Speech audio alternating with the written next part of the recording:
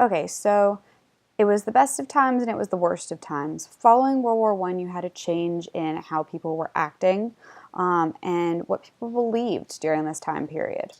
So this is what we are moving into in the Roaring Twenties.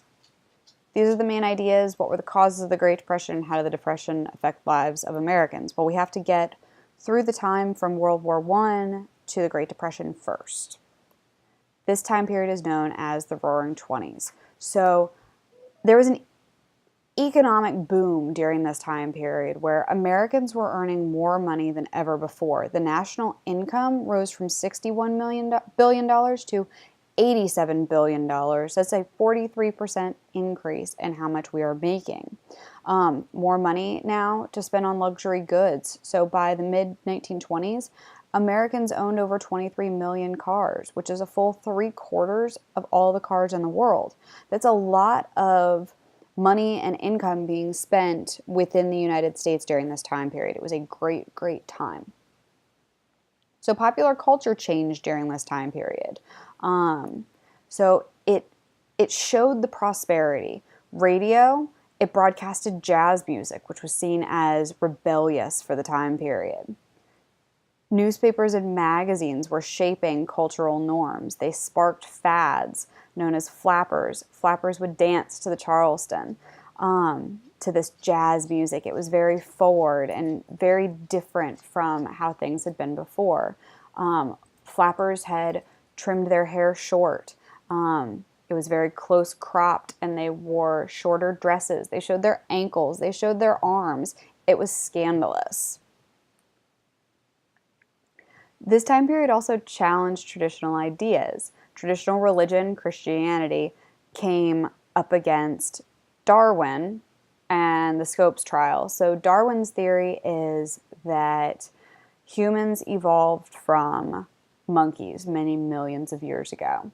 And this idea was not very happily accepted by Christian churches when Christian churches say God created man from his own image.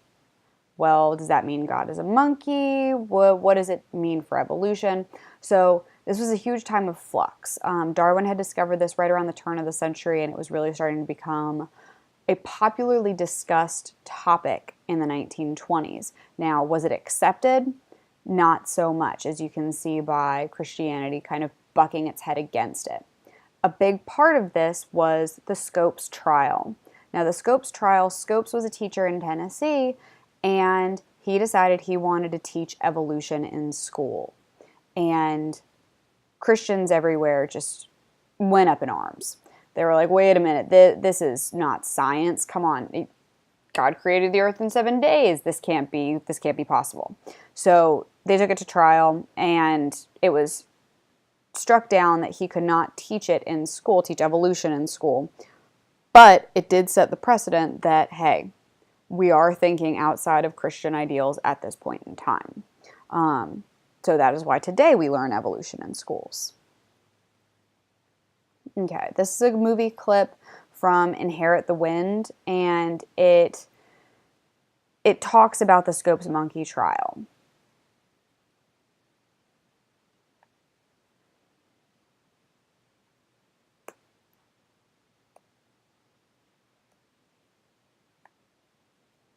And I will show you clips of this film in class.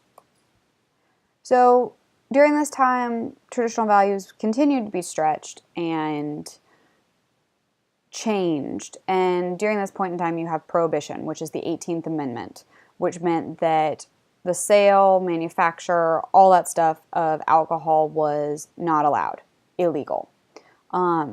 That ultimately led to a lot of smuggling of alcohol because people didn't want to give up their alcohol all that easy.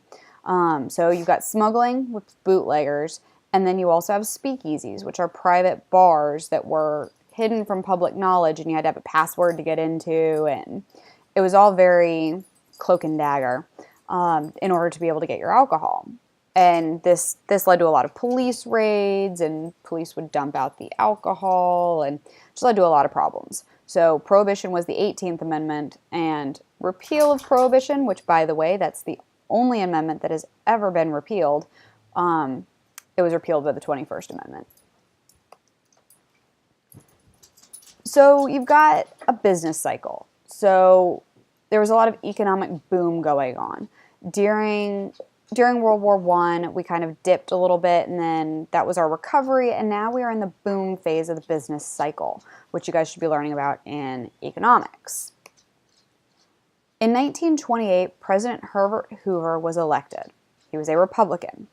He was only in office for 6 months when the Great Depression began, and he believed that the economy was best if left alone, which is the economic theory of laissez-faire, which he was like, you know what, hands off, government stays very hands off, business just kind of does what it does, it figures itself out.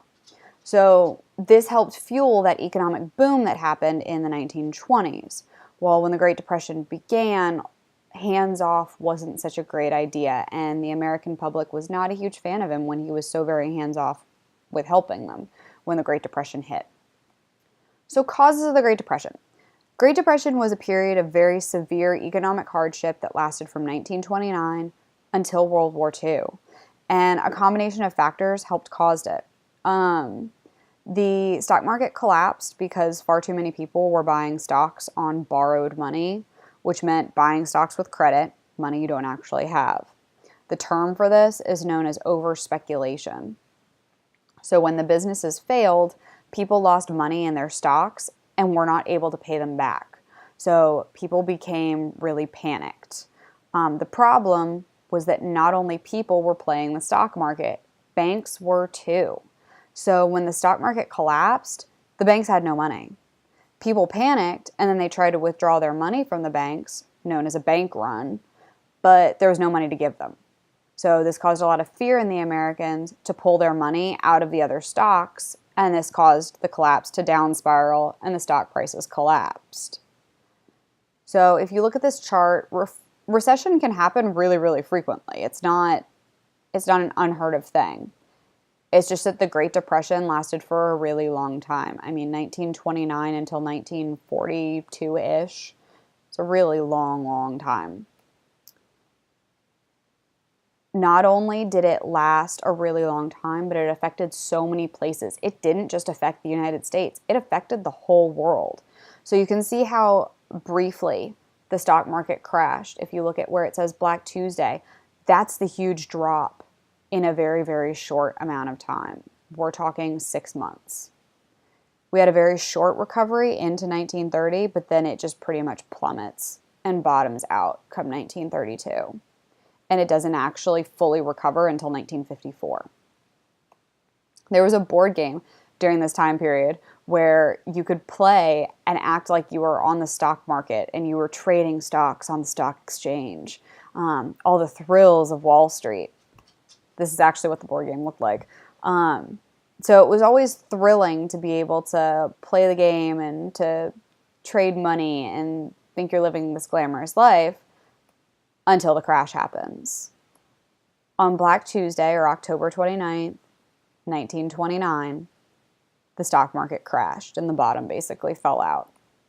So the crash, over 16 million shares of stocks were sold in a selling frenzy that day.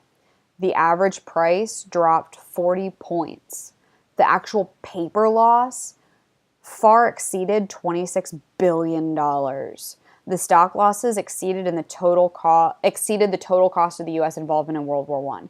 That is a ton of money. It's incredible how much money was lost in one day alone.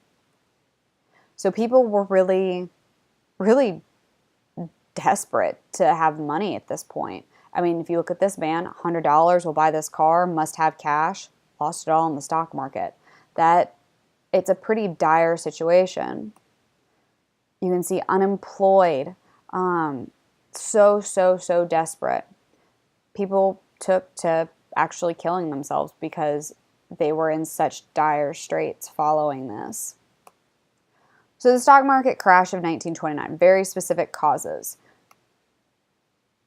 First, business was booming, but investments were made up of borrowed money, known as overspeculation.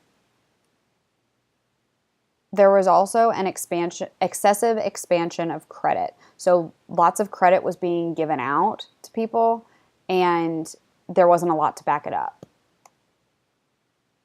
a lot of those business failures led to bankruptcies then. So if you can't afford to pay for your business, you had to file for bankruptcy. Banks were also very invested in the market. So when the market collapsed, banks had no money. And therefore, there was no money to give out to the people. And so it was a domino effect of all of these problems causing the stock market crash. So the Great Depression was caused by more than just the stock market. There were Federal Reserve policies in place that really didn't help the Great Depression. So the Federal Reserve failed to prevent the widespread collapse of the U.S. banking system. So the Federal Reserve is there to protect banks and to protect the money, and to kind of stop it if they see that the stock market is going to go into a dip, or if they see a recession is about to happen. You can kind of predict these things a little bit. They failed to prevent it. So the whole job of the Federal Reserve, they weren't doing it. So this led to a contraction, so less money in circulation. Citizens withdrew their savings from the banks, which caused even more banks to close because they had no money to give out. These are known as bank runs. People would literally crowd the banks in order to get their money before it was gone, because banks don't have everything in a safe in the back. I mean, yeah, they've got a decent amount of money in the back, but they don't keep everybody's money all right there. Your money is invested in other people and other businesses. That is how banks actually work. So people didn't understand that, and when they went to go get their money and there was none, there was a huge panic. This is an image of a bank run. People trying to clamor and fight to get into bank and get their money. This is another bank run from the 1920s, trying to rush to get their money.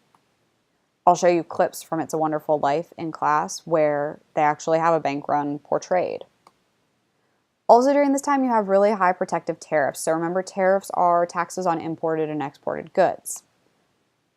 The Tariff Act of 1930, known as the Hawley-Smoot Tariff, put a very high tax on imported goods. So anything that we imported from foreign countries, it had a high tax.